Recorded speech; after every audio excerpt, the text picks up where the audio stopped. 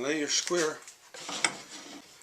And just move your square. You got to keep your square. The thing about this is keep your steel square contacting both nails same time. It takes a little bit of practice, but it works anyway.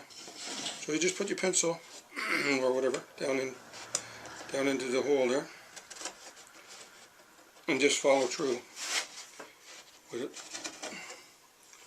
Like I said, it takes a bit of practice.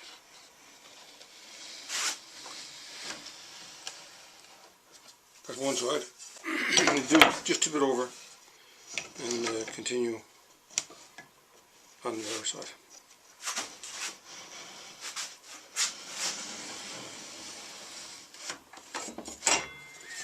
And that's your 6-inch circle.